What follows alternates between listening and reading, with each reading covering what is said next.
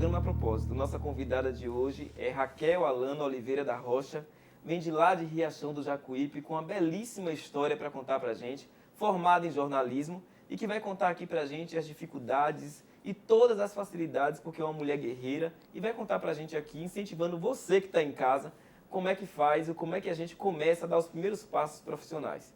Alana, seja bem-vinda. Obrigada, boa noite a todos. Um prazer estar aqui com você. Um trabalho que eu já conheço há muito tempo, o programa A Propósito, que tem várias entrevistas, conteúdos que tem me atraído bastante sempre que eu assisto. E também te conhecendo, né, pessoalmente, a gente sempre se fala pela rede social e é importante, não é? Quando pessoas como você, pessoas como a CNT pontuam questões voltadas às minorias para que possam se inspirar e se empoderar. Isso é de uma importância imensa. Exato. Você falando sobre isso e é justamente isso que a gente quer proporcionar a quem está em casa, né? Que as oportunidades estão aí para todos. A gente precisa agarrar e enfrentar com muita coragem e você tem muita coragem, né? Então, se eu pudesse definir uma palavra, quem é a Alana, eu diria corajosa. E aí eu gostaria de que você contasse um pouquinho, porque você é trans, né? A gente pode chamar assim, trans, né? É, mulher trans. Mulher trans. E eu queria que você contasse pra gente como é que tudo isso começou, como é que foi a sua infância, né? E se é que é possível a gente dizer assim, quando é que descobriu, né? Eu queria que você contasse como foi, com muita naturalidade, como é que tudo começou. Foi uma coisa assim muito minha, da minha natureza. Eu, desde pequena, eu sempre fui assim, delicada, a voz, o desenvolvimento corporal, sempre, nunca foi como o desenvolvimento de um menino. Né? E minha mãe já percebia isso. E minha mãe conta que quando eu nasci, foram feitos alguns testes que sempre fazem em recém-nascidos, e aí foi constatado que eu tinha uma taxa muito alta de hormônio feminino, da progesterona em mim, que o certo seria a testosterona, que é o hormônio masculino. E aí alguns médicos alertaram, olha, dona Conceição, a senhora no futuro, seu filho pode ter algum tipo de problema hormonal, alguma coisa. E aí quando eu fiz 11 para 12 anos, meu corpo começou a ter um desenvolvimento como de uma menina. E aí eu tinha dificuldades, não conseguia entender o que acontecia comigo. Foi quando a gente foi morar em Itabuna, que é a terra da família por parte de pai, de meu avô, pai da minha mãe. A gente foi morar lá um período e minha mãe descobriu que havia uma psicóloga que tinha feito um doutorado em transexualidade. E aí minha tia falou, leva a Alana lá para ver o que é que aconteceu e tal. E aí ela constatou. E aí avisou a minha mãe, disse, olha, a frase foi bem assim, eu me lembro até hoje, a gente sentada, eu e minha mãe de frente, aí ela disse, olha, se prepare, porque o seu filho vai virar filha. Aí pronto, minha mãe agiu super naturalmente, minha mãe é uma pessoa que ela desde jovem sempre foi envolvida com causas LGBTQI+, lá na minha cidade inclusive, as amizades dela nos anos 60, nos áureos anos da disco, de boate, de festas que minha mãe gostava de ir, ela sempre foi acompanhada de homossexuais, de gays, sempre teve amizade, nunca foi uma pessoa preconceituosa, minha mãe é uma pessoa de cabeça muito aberta, inclusive a nossa família na época dizia que minha mãe era muito pra frentex, como se dizia na época, e minha mãe sempre foi revolucionária e visionária. Então, ela foi a minha base, o meu tripé, o apoio de tudo. Às vezes até me emociono quando eu falo, porque minha mãe ficou ao meu lado todo o tempo e está do meu lado até hoje. E isso foi importante, tem sido importante para você até hoje, né? Até hoje, de fundamental importância. Inclusive, pais que estejam assistindo a propósito, estejam assistindo aqui a CNT, é uma mensagem que eu deixo. Abrace o seu filho, apoie seu filho, sua filha LGBTQI+, tente entender e mesmo que não aceite, mas tente ajudar, porque quando o pai vira as costas e empurra, obrigatoriamente a vida empurrando esse jovem, essa jovem para a vida lá fora, que pode estar sujeita a tudo, pode entrar em depressão, pode entrar no suicídio, drogas, ou vida pregressa de outras maneiras, até criminalidade. Se tornar introspectiva. Exatamente. Né? Agora, naquela época, não se falava em bullying, se falava em gozações. Isso, você sofreu pirraça. isso, muito pirraça, gozações. Sofri. Apelidos. Ave Maria. Na minha cidade tem um homossexual muito conhecido que se chama Bebé. Ele é um negro, é um afrodescendente assim, negão mesmo, envolvido com candomblé, de matrizes africanas. Ele mostra a religião dele mesmo escancaradamente, mas ele infelizmente passa por um problema de problemas alcoólicos. Sim. Ele infelizmente ele bebe, quando ele bebe às vezes ele perde o controle. Então desde esses tempos da década de 1980 e 90, ele já tinha essa coisa de às vezes passar pela rua bêbado, as pessoas bulirem. E aí por eu ser de etnia negra, né, muita gente falava, Alan Bebé, que ainda era menininho, Alan Bebé, Alan viado, bicha. Mas era, Ferrer, eu vou te dizer, dá saudade, sabia? Porque era outra cabeça. Hoje o bullying é pra agredir, pega a criança na escola, vai dar um murro, pega dentro do banheiro, não sai daqui do banheiro, seu viado, e aí quer bater, quer agredir, não. Naquele tempo era pirraça, era até uma coisa lúdica, era uma né? gozação, era né? uma gozação, aí daqui a pouco saía na mão na porta da pessoa, chamava assim, não, na saída eu lhe pego. Aí chegava na saída, assim, pegava os dois ali, se batia, se engalfiava, a mãe vinha, o pai vinha, os pais às vezes ficavam de mal, no outro dia os filhos já estavam de bem, os pais ainda estavam de mal. Aí quando chegava em casa dizia, minha mãe, fulano hoje, você fica falando com fulano lhe pirraçou, vocês brigaram. Então era aquela coisa muito lúdica, né? Na verdade, Ferrer, eu sempre levei isso na esportiva. Eu costumo dizer, às vezes quando eu dou palestras, quando eu vou para algumas instituições que eu sou convidada para falar sobre, ou entrevistas como você está me convidando hoje, eu costumo dizer que eu sou a exceção da regra. Porque isso nunca me afetou psicologicamente, nem emocionalmente, de uma forma que me fizesse eu ficar triste ou paralisar. Não. Já teve acontecimentos de me fazer chorar, de eu ficar triste, de eu até não querer mais conta com a pessoa, mas a maioria das vezes, se a gente for levar tudo a ferro e fogo, fazer tempestade em copo d'água, a gente não vive. Sim. Se você vai andando ali na rua, a pessoa percebe que é uma travesti, grita, ei, traveca, é viado, e você for voltar para responder, você às vezes nos dias atuais, você está comprando até a morte. Claro. Isso acontece muito. Então, eu levo muitas coisas nas esportivas, e desde essa época de adolescente, eu já tinha esse pensamento. É pirraça, deixa lá, isolava a pessoa, às vezes a pessoa voltava e ficava minha amiga de novo, mas nunca nada de agressivo. Eu também costumo dizer isso. Eu não sei se é pela minha aparência, pela minha voz, mas meu comportamento também, mas eu nunca sofri nenhum tipo de agressão física violenta. Já tentaram me agredir fisicamente, mas no calor de política, de processo que eu me envolvi lá no interior de campanha. Mas assim, pela minha questão sexual, nunca fui agredida de forma física ou de algo tão forte que me causasse até algo de eu parar ali e ter até uma tristeza profunda, não. Agora, o fato de você não ter passado por nenhum transtorno, nenhuma depressão, também não está relacionado à sua aceitação, você desde cedo, desde criança, ter a convicção de que era isso mesmo? Você acha que isso ajudou? Ajudou muito. Como eu disse, é um tripé. O meu pensamento, eu me aceitar, eu entender o que acontecia comigo, o apoio da minha família e da minha mãe, e o sempre buscar ser boa no que faz. É essa mensagem, inclusive, que eu passo para os LGBTQI+. Inclusive, amanhã eu estou começando a minha pós-graduação, né, numa instituição aqui da cidade, e o importante é isso, é esse tripé. Tentar o apoio da família, a família não te deu apoio, sempre vai ter uma tia, sempre vai ter uma avó, um tio, um primo, alguém da família vai te dar apoio, se pegue com isso. Se a mãe e o pai não quis conta, procure vó, vó é uma pessoa que entende tudo, vó é mãe 2 vezes. Procure o apoio de alguém da família que te entenda, que te aceita, vai até morar com essa pessoa caso os pais botem para fora. O estude, engula, coma livro.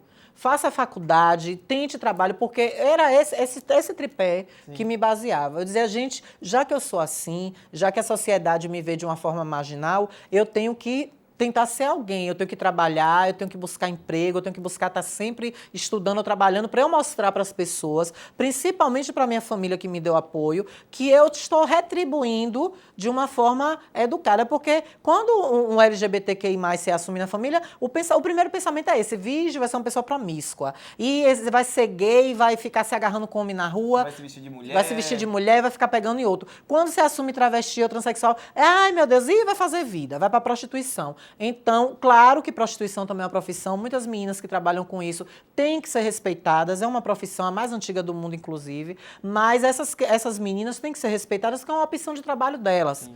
E, às vezes, a própria vida empurra para isso, porque tentam no mercado formal de emprego, não conseguem nada, vão ter que tirar o sustento de algum lugar. Então, esse é o papel principal, é buscar sempre se empoderar. E aí, esse empoderamento e essa questão do enfrentamento, você trouxe isso através do estudo, né? Exato. Daquilo que você falou assim, fazer o melhor que você pode fazer. E aí você trouxe isso para o estudo e o jornalismo entrou na sua vida. Foi. Como é que entrou? Como é que começou tudo isso aí? Pois é, eu parei meu ensino médio aqui em Salvador por um preconceito que eu sofri, né? Como eu disse, eu não passei tantas coisas, mas passei algumas que foram pesadas. E aí eu sofri o preconceito de um diretor de uma escola aqui da cidade que eu fazia o ensino médio, na década de 1990, e aí eu parei de estudar. Busquei tentar trabalhar, tentei, mas aqui em Salvador não conseguia nada. Aí nós voltamos fomos para o interior, eu e minha mãe. E aí, lá, quando eu cheguei, eu saí menino, voltei menina. Então, muita gente que me conhecia dizia, Ave Maria, que maluquice, aí aquela visão, né? Ah, virou traveca. Ih, Virgem Maria, não vai dar para nada aí, não vai dar para o que preste. Vai se enveredar com os doidos aqui de Riachão, não vai dar o que preste. Aí eu disse, minha mãe, eu vou ver o que é que eu vou fazer. Aí a Rádio Jacuípe, que é uma emissora AM que tem lá, o pessoal, minha mãe tinha muita amizade por ser funcionária da prefeitura, me colocaram para fazer alguns spots, para gravar algumas coisas. E aí eu fui me familiarizando, aí fiz um teste na rádio comunitária, mas não me chamaram. E aí eu fiquei nessa, transitando, orbitando por ali, e aí eu comecei a me engajar em campanhas políticas. Aí na primeira eu consegui, trabalhei, aí me deram um emprego, mas coisa comum mesmo, comecei a trabalhar. Aí veio a de 2008. Eu aí achei que estava um pouco popular na cidade e me candidatei a vereadora. Não consegui êxito, mas como eu já estava conquistando um certo respeito, aí eu consegui entrar na rádio comunitária, através de influência política, porque as associações comunitárias, felizmente, né? Não vou dizer infelizmente, porque muitos políticos se envolvem realmente de forma a ajudar. Tem políticos também nas associações, tem pessoas comuns e alguns políticos também que influenciam, não deixam de ter. Então, por essa influência política, eu consegui um programa, comecei a fazer. E aí, na época, eu tinha essa coisa, tenho até hoje, sou fã, tenho paixão por Zé Eduardo, pelo Bocão. E aí eu fazia meio que imitando ele. E aí comecei a fazer tipo um programa policial, fui fazendo. E aí eu disse, poxa, é o que eu quero realmente para mim. Eu já tinha tido um carro de som, de publicidade. Aí eu comecei a fazer o curso de rádio e TV na UNEB, em Conceição do Coité. Mas aí aconteceram alguns problemas, eu aí parei. Desisti. Aí fiquei um tempão sem estudar e quando foi em 2012, eu disse, não, agora chega. Eu já tenho 32 anos, 2012 eu tinha 32. Eu já tenho 32 anos de idade, daqui a pouco é 40, daqui a pouco é 50, eu não fiz nada da minha vida. Já lia, já fazia muita coisa autodidata, né? Eu já tinha começado o blog, através do programa, tudo isso. E aí eu fui para Itabuna estudar. E aí comecei o curso de jornalismo, que culminou em 2015, quando eu me formei. E agora a novidade é a pós-graduação, A pós-graduação, comunicação organizacional com ênfase em assessoria de imprensa, que envereda na área também ali de assessoria de comunicação, que é onde eu me encontro hoje, a função que eu estou hoje. Agora, no ambiente de trabalho da organização, na televisão, você sofreu preconceito? Você sentiu isso? Não, nunca. Nunca senti. É incrível. Aí repito mais uma vez a minha fala, a exceção da regra. Eu não sei o que é, eu tento descobrir. Aí muita gente me fala, Alana, é por causa do seu jeito de ser, sua voz, o seu gestual, o jeito que você se veste, a firmeza, você se impõe. Isso. Então, às vezes, quando você vem com esse ponderamento, já quebra ali a crista. Quando você vem ali meio que, ai meu Deus, eu tô com medo, eu vou entrar aqui nesse ambiente, a pessoa já cresce em cima de você. Quando você entra, eu vou entrar, se der o que der. Se der errado, deu, se der certo, deu. Mas nunca senti preconceito nenhum, pelo contrário. Quando eu fui chamada para trabalhar na TV Aratu, o forte da época que divulgou foi isso. Pela primeira vez no Brasil, uma mulher transexual seria repórter de um programa policial inédito no país inteiro, e de jornalismo factual, que eu enveredei nas duas áreas. E aí é justamente isso que teve a polêmica da sua demissão na TV Aratu. Foi. E aí houveram muitos questionamentos, você se posicionou, você deu entrevista. E aí algumas pessoas, antes do seu posicionamento, começaram a se perguntar se havia ali o preconceito. Uhum. Mas não foi preconceito. Foi uma questão de corte mesmo. Exato. Que precisava fazer cortes e você foi acabando indo no meio. Foi verdade. Tinha havido muitas demissões anterior à minha, mas o que culminou realmente foi um vídeo que eu fiz para as minhas redes sociais, que envolveu política, e esse vídeo acabou indo parar no horário eleitoral de um candidato, né? E aí a TV pegou isso como uma forma até de digamos, desobediência, né? As regras, apesar que nunca tinham me dito essa regra lá, eu sempre postava coisas políticas na minha rede social e ninguém nunca tinha dito para eu maneirar ou para eu dar um tempo ou não fazer. Como existem outras emissoras que eu fui entrevistada após a demissão, inclusive na emissora na TV Bahia me apresentaram uma cartilha. a cartilha do colaborador. Então, isso é fundamental para dar um norte ao normas, funcionário. né? As normas, o que deve, o que não deve, inclusive nas redes sociais, isso é importante. E aí eu não tive essa noção. Inclusive, na minha demissão, eu tentei alegar isso. Eu disse, gente, mas eu não fiz uma peça publicitária. Eu não saí daqui, fui até a equipe desse candidato e disse, olha, eu quero fazer um vídeo e vocês vão me remunerar por isso. Não. Foi uma coisa inocente. Dentro do meu carro, eu estava indo comprar pão. Tocou o jingle do candidato e era a cantora Solange Almeida, que eu adoro Solange Almeida. E a música em si era gostosa, de você cantar, de você dançar, era um forrozinho. Aí eu comecei a cantar a música e comecei a fazer um vídeo selfie. E esse vídeo eu fui e coloquei nos meus stories. E aí a equipe disse, poxa, Alana, a gente pode usar? Eu disse, pode, eu achei que era para as redes sociais. E aí acabou indo parar no horário eleitoral. Então foi isso que o meu diretor de jornalismo alegou quando fez a minha demissão. Argumentei de todas as formas, mas não Aliás, deu. esse mundo da internet até que ficou chato, né? A gente não pode se posicionar, Não pode a gente nada. não pode falar nada, tudo é preconceito, tudo é bandeira que você levanta, tudo você está sendo irônico, então a gente tem que ter, eu não sei se seria cuidado, né? Porque a gente também tem a nossa forma de pensar, de se expressar. Exato. Mas eu acho que a internet, ela está ficando uma zona muito perigosa, porque a gente fica se policiando o tempo inteiro do que a gente tem que falar. E eu vejo que você é muito autêntica nas suas redes sociais, né? Então, da mesma forma que você coloca frases motivacionais, você posta foto. Então, você é uma pessoa que está sempre se movimentando nas redes. Como é que é a sua relação com a rede social? Muitos seguidores? Muitos. Eu tenho 28 mil seguidores hoje no Instagram. Esse número aumentou bastante na época da TV Aratu. Eu cheguei em Salvador com cerca de 5, 6 mil seguidores. E todo mês aumentava 1.000, 1.500. À medida que eu ia aparecendo, que as pessoas iam conhecendo o meu trabalho na TV Aratu, assim, em menos de 6 meses, eu ganhei o dobro de seguidores de quando eu cheguei em Salvador.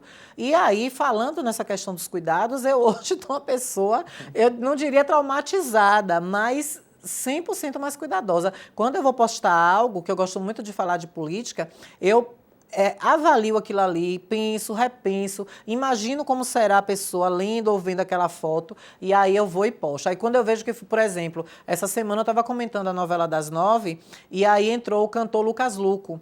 E aí eu achei que ele estava feio. Aí eu comecei a fazer um monte de história. Meu Deus, está horroroso, meu Deus, está feio. Apareceu Malhação, estava horroroso, apareceu agora na novela das 9, está feio. Aí um amigo meu chegou no meu direct e disse, Alana, deve ser o tratamento que ele está fazendo, porque ele está em depressão ou teve depressão. Ferré, sabe o que é? Caí aquela tristeza assim, meu Deus, que Lucas Luco, ninguém ligado a ele tenha visto isso. Saí correndo e apaguei. E olhe que eu era teimosa, eu não apagava nada que eu botava. Pudesse dar, a M que desse, eu não apagava, não. Mesmo, né? Enfrentava. Mas eu fiquei meio que, foi uma empatia que eu tive com ele. Porque assim, poxa, velho, quando eu perdi meu trabalho, eu fiquei gorda, eu fiquei imensa, eu fiquei depressiva, eu comia igual uma maluca dentro de casa, eu chorava, eu botei coisas minhas chorando, né? Eu botava nos stories, teve um dia que eu fiz uma foto, eu sentada com a mão assim, olhando para a janela e na frase eu botei, Deus, que dia esse pesadelo vai acabar? Então teve pessoas que podem ter visto ali como gozação, ou ter ficado do outro lado bem feito, bem pouco, tem que passar por isso mesmo. Era arrogante, era metida, que eu fui um pouco realmente, mas nunca com a intenção de maldade ou de pisar em ninguém, mas é porque a própria TV dá isso, né? Quando você entra num shopping, todo mundo quer tirar foto, quer te conhecer, não deixa de mexer um pouco com o seu ego, né? Claro. A gente fica feliz. E aí eu fui e apaguei. Aí depois botei um pedido de desculpa, mas aí o meu amigo disse, Alana, eu acho que ele não tá mais. Ele esteve, mas já se recuperou. Aí eu fui, apaguei também o story que eu pedi desculpa, dizendo que ele estava em depressão, porque eu estava dizendo que ele estava em depressão. Então, como ele já tinha saído, e também não é bom a gente ficar fomentando isso, né? Saiu, graças a Deus. A gente tem que fomentar isso. A pessoa ser vitoriosa e sair mais forte ainda do que o que estava antes, que foi até o meu caso. Agora, uma curiosidade. Você começou na política, você fala de política e agora você trabalha para um grupo político, né? Trabalha na área política. Pensa em seguir uma carreira política? Eu tenho vontade, eu tenho muita vontade, e principalmente porque minha terra, Riachão do Jacuípe, me deu toda a base. Sempre que as coisas deram errada para mim, eu retornei para Riachão, desde a época de criança, eu e minha mãe. E todas as vezes que a gente retornou para Riachão, nossa vida andou, teve um segmento, teve uma boa dinâmica e teve vitórias. Sim. Nunca teve derrotas. Nunca foi aquela coisa, voltei, quebrei minha cara, voltei de cara quebrada e aqui deu mais errado ainda, não. A gente foi para o Rio de Janeiro, deu errado lá, eu e minha mãe voltamos, Riachão do Jacuípe. Minha mãe se reergueu, comprou a casa dela, eu me reergui, estudei, saímos para Itabuna, deu errado, voltamos para Riachão. Voltei a estudar, minha mãe voltou a trabalhar, a vida da gente andou. Viemos para Salvador, deu errado, voltou para Riachão, culminou na jornalista que eu sou hoje. Então eu sou muito grata à minha terra e ao povo da minha terra. E a minha vontade de um dia me candidatar lá, enquanto vereadora ou outros cargos políticos, é retribuir tudo isso que eu tive deles. O apoio, a força, o ambiente da cidade, o amor que eu tenho pela cidade, o carinho recíproco da cidade comigo, das pessoas. Inclusive, ela fez aniversário agora, no mês de agosto, né, no início de agosto, é aniversário da cidade. E aí eu fiz um vídeo de parabéns e disse, gente, o aniversário hoje não é do passeio, do meio-fio, das casas, é aniversário do povo, da população, porque é a base quem faz o município. Então, minha vontade não é nem de dizer, eu quero ter um cargo político, não, é retribuir tudo isso que eu conquistei, todas as vitórias que eu tive, voltando para lá e sendo abraçada pela minha cidade, que nada mais é do que o meu povo, do que a população de lá. E sendo candidata, qual seria a causa de Alana? O que a Alana vai defender, o que ela vai brigar para que mude?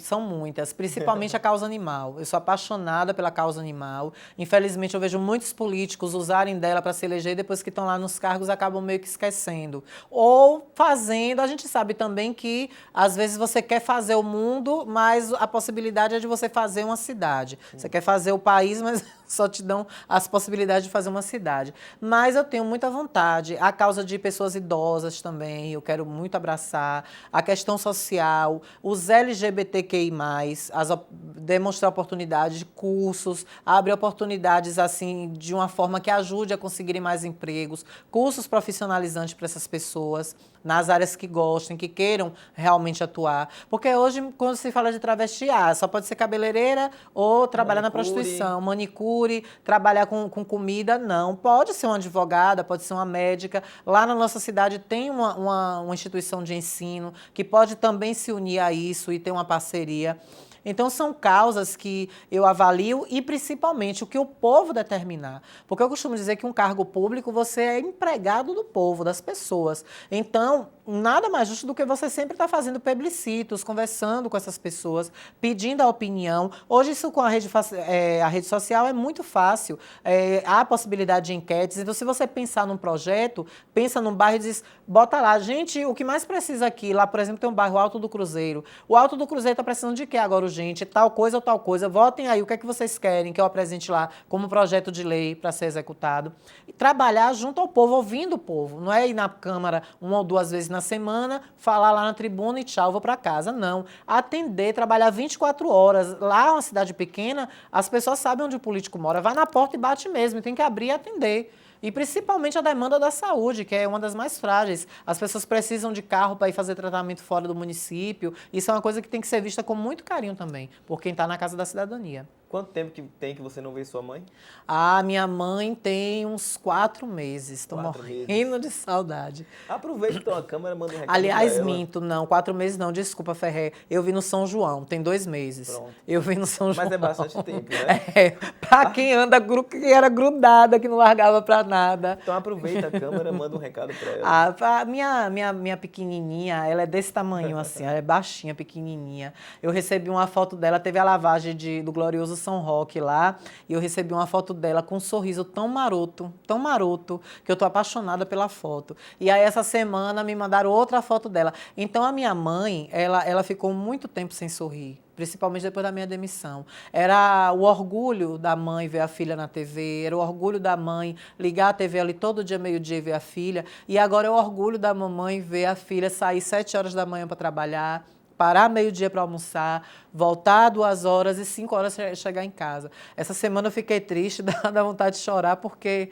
eu fui dormir, não falei com ela, não dei uma boa noite para ela. De manhã eu acordei desesperada. Mãe, desculpa, eu estava com muito sono. Aí ela, não, eu sei, porque você chega cansada. Então, a nossa relação é de muito carinho. A gente diz que alma gêmea é marido, é namorado, não. A minha alma gêmea eu tenho certeza que é a minha mãe. E como eu sou de religião espírita kardecista, a teoria para mim do espiritismo é forte, eu costumo dizer que eu peço aos espíritos de luz e a Deus que minha mãe seja minha mãe nas próximas encarnações. Peço muito isso para que a gente conviva, porque eu amo ela muito, muito. Mãe, eu te amo demais. Como eu disse no início, tudo que eu sou eu devo a ela. Mas não é só você que tem recado Conceição pra de sua mãe, Fátima não. Sua mãe Oliveira. também tem Ó um que recado nome. pra você, Nossa direto Senhora de Riachão do Fátima. Jacuípe, tá lá, Conceição é vai a falar com padroeira gente da agora. nossa cidade, Manda Riachão o do recado da Jacuípe. senhora aí, dona De Conceição. Oliveira, que é a nossa família Oliveira. Vou começar com essa homenagem para você, Alan, te dizendo o É sua seguinte: fã, te felizes adoro, são te acho aqueles lindo. que por onde passam deixam semente de amor, de bondade e de afeto. Porque você é uma pessoa muito bondosa, uma pessoa muito carismática, você lutou muito para chegar onde você está. Você é merecedora de todo esse sucesso seu. Eu como mãe sua, digo o seguinte: eu não vivo para mim, eu vivo para você. E eu estou aqui, viemos junto para essa vida, nós somos espíritos afins e vamos continuar sendo também. E continue na sua jornada, nunca perca a sua essência de bondade, de amor e de carinho pelas pessoas, sempre servindo e fazendo o bem. Então, aproveitar aqui e mandar um beijo pra dona Conceição também. É sua fã, te adoro, te acha lindo. Ela me segue e eu vivo lá vendo as postagens dela também, sou fã dela, ainda mais pelo apoio e a dedicação que ela deu à sua causa, né? Que isso foi fundamental, um exemplo para todas as mães que estão nos assistindo, que recriminam, que têm vergonha dos filhos. E está aqui uma prova viva de uma mulher guerreira que deu a volta por cima e está em busca de muito mais, né? É verdade. Inclusive, as pessoas, quando eu fazia matéria policial, Ferré, falavam, como é para você chegar, expor uma pessoa negra, marginalizada. Eu dizia, gente, às vezes, quando eu percebia que era uma coisa era um crime tão banal que a pessoa cometia, eu levava para o lado humorístico, para o lado da brincadeira. Às vezes, tinham crimes sérios, que eu tinha que ser mais incisiva, mais enérgica, mas todas as vezes que terminava, qualquer pessoa que estiver assistindo agora aqui, ou a propósito, a CNT pode procurar em qualquer delegacia que eu tenha feito ao vivo e pergunte sempre ao delegado, aos policiais, o que é que a Alana fazia quando acabava o ao vivo. Às vezes, eu botava a mão no ombro, mesmo ele reagindo de forma agressiva, cara, saia dessa, quando você for solto na audiência de custódia, eu falei, procure sua família, procure sua mãe eu tenho certeza que vai te abraçar. Eu sempre dava um conselho antes de sair. Legal. E é isso que a gente tem que fazer. As pessoas LGBTQI+, também, é da mesma forma. Os preconceitos. Se você encontra uma pessoa, uma travesti, uma transexual, um gay, uma lésbica, e reage de forma agressiva, ou se vai te pedir um emprego, você bate uma porta na cara, ali você está dando uma facada no coração daquela pessoa. E você dando uma oportunidade, às vezes você vai ter um profissional até 3 vezes melhor do que um heterossexual, uma pessoa comum. Que me desculpem, até os héteros, que todos nós somos iguais. Mas nós, LGBTQI+, buscamos sempre 2 vezes ou 3 ser melhores, justamente para provar isso. Olha, eu sou bom no que eu faço, me dê a oportunidade. Não existe diferença, né? Nós temos a mesma oportunidade e, às vezes, a sociedade preconceituosa é que não proporciona isso. Alana, eu quero te desejar todo o sucesso do mundo. Meu amor, obrigada. Dizer que você, assim, é um exemplo, né, de ser humano, primeiramente, né, mas um exemplo também da comunidade que você representa, de superação, de garra, de determinação, de que trans, travesti não é pessoa marginalizada, pelo contrário. Verdade. Né? E você trouxe isso através daquilo que eu acredito que é a educação. A educação transforma. Com certeza. E é o único caminho que a gente tem, né? De acreditar que a educação realmente transforma. Então, eu quero desejar todo o sucesso do mundo, dizer que as portas aqui da CNT, do canal, do programa A Propósito, estão abertas para quando você quiser vir aqui, né? E mandar mais uma vez um beijo para sua mãe e todo mundo que está assistindo a gente em casa.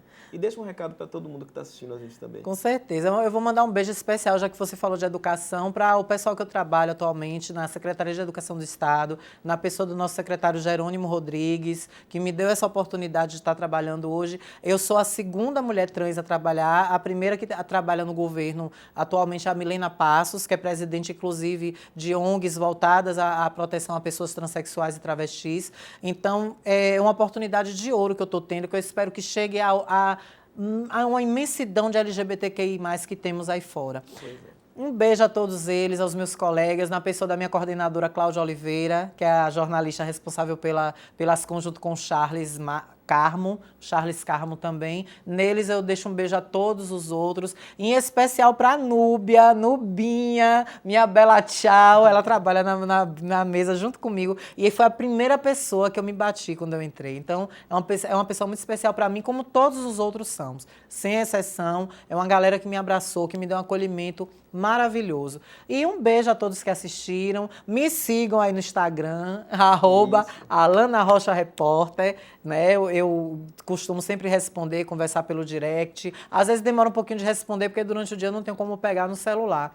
E dizer que foi um prazer imenso estar aqui, agradecer a CNT. CNT, quando deve se abrir uma vaguinha para repórter, me fala, viu? Eu sempre gostei muito da CNT, tenho assistido os programas, como eu disse no início, então são conteúdos que vocês passam maravilhosos, e abrir esse espaço para falar de um assunto como o nosso que a gente tratou hoje é de fundamental importância. E o beijo mais especial de todos, depois do de minha mamãe, um beijo, são para todos os LGBTQI+, que estão aí assistindo, principalmente as mulheres e os homens trans, que tenham fé que o amanhã é vocês quem fazem. Lutem, que vocês conseguem chegar lá. É isso aí. Então a gente se despede. No próximo domingo a gente está aqui de volta, canal 18.1, às 22h30, todo domingo, com um convidado especial. Um beijo para todos vocês.